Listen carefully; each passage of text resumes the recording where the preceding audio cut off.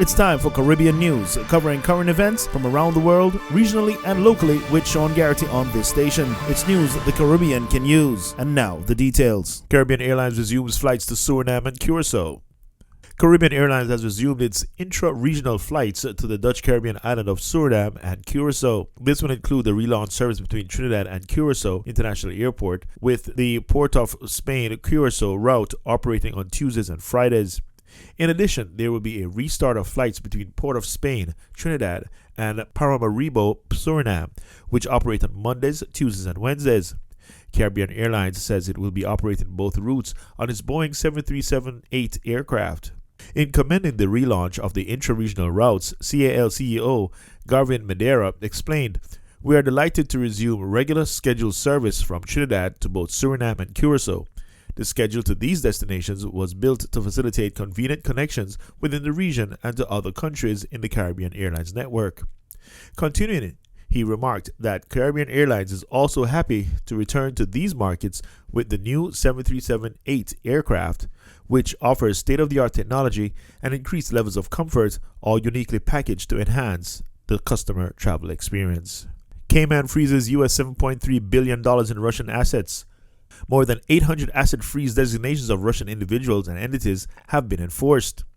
Financial service providers in Cayman have submitted more than 400 compliance reporting forms confirming that US $7.3 billion in Russian assets have been frozen. This is in compliance with the Russia Sanctions Overseas Territories Order of 2020. Since the Russian invasion of Ukraine in February, more than 800 asset freeze designations of Russian individuals and entities have been enforced in the Cayman Islands, officials said in a release. The release also announced that the creation of a task force to coordinate the new sanctions regime. The Financial Reporting Authority, or FRA, is part of a joint task force by the Cayman government to deal with policy amendments required to implement the Russian sanctions. The sanctions imposed by Cayman impact multiple public sector agencies, with the cross-government team being part of Cayman's proactive response, officials said in the release.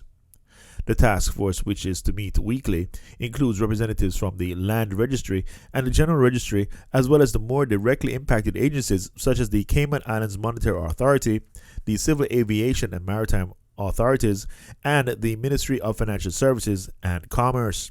Law enforcement agencies are also part of the task force, including the Customs and Border Control, the RCIPS Bureau of Financial Investigations, the Financial Reporting Authority, and the Cabinet Office. This portion of the news is brought to you by Fantastic DJs. For all your entertainment needs, it's fantasticdjs.com. In entertainment, Buju speaks on Soja's Grammy win. "We're making trash music." Buju says more Jamaican entertainers have been making trash music. The Grammy Award winner was speaking on Soja's Grammy win in the Best Reggae Album category in the 64th award show last Saturday. The predominantly white Virginia-based band had upstaged Jamaican artists Sean Paul, Spice, Itana, Gramps Morgan, and Jesse Royal, and the Academy faced a fury of accusations, including those of bias and race-based favoritism. However, the usually outspoken music veteran has declared that the Jamaican industry has been turning a blind eye as entertainers continued to churn out substandard music. "We're making trash music," Banton told Irie FM's Courtney Mack after he wrapped up a performance at this year's Love and Harmony Cruise on April 4. The champion singer said there is work to be done to make Jamaican music great again, before he called out radio DJs with conflicts of interest. In business, Amazon to appeal union victory at NYC warehouse. Amazon.com accused the new union at New York City warehouse of threatening workers unless they voted to organize, an assertion an attorney for the labor group called really absurd. Lisa Bernhard produced this report. Amazon is objecting to the formation of the company's first labor union, which was voted on last week by workers at an Amazon warehouse in New York City. In a legal filing, Amazon accused union organizers of threatening workers at its JFK 8 warehouse in Staten Island to vote in favor of the union. Some 55% of the workers voted to join the Amazon Labor Union, or ALU, a group established by current and former employees. It has demanded higher pay and job security. Amazon said it will appeal the vote by arguing that the ALU interfered with employees while they waited online to vote, and that long wait times to cast ballots depressed turnout. Roughly 58% of eligible voters cast ballots in person over 3 days. An attorney representing the ALU dismissed Amazon's claims as false, saying, quote, "To say that the Amazon labor union was threatening employees is really absurd.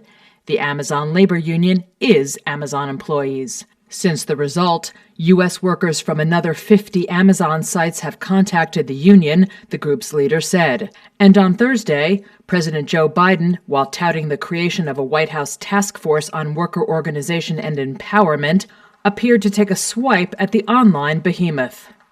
By the way, Amazon, here we come. Watch. The U.S. National Labor Relations Board gave Amazon until April 22nd to file proof for its appeal. In sports, KC completes Project 33. Edwin Allen makes it 8 straight.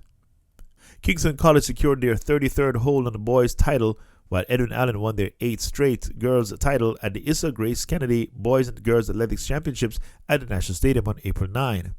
The boys from North Street amassed 372 points on their way to the title. Second went to last year's winners, Jamaica College, with 300.83 points, and in third was Calabar with 170 points.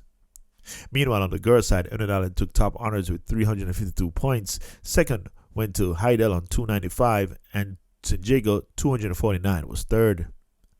Heidel's Karika Hill continued her stellar form with a world youth record of 12.71 seconds to win gold in the Class 200-meter hurdles on Saturday's Day 5. And your Palm Beach weather, a few clouds from time to time with a high of 78 degrees, winds east at 10 to 20 miles per hour. Then at night, mostly clear skies with a low near 70 degrees, winds east-southeast at 10 to 20 miles per hour. And down in Fort Lauderdale, sunny along with a few clouds, a high of 79, winds from the east at 10 to 20 miles per hour. And it's generally fair with a low of 71 late at night, with winds east at 10 to 20 miles per hour. And that was the news, entertainment, and sports with Sean Garrity. Be sure to stay tuned to this station for more news from around the world, locally, and the Caribbean.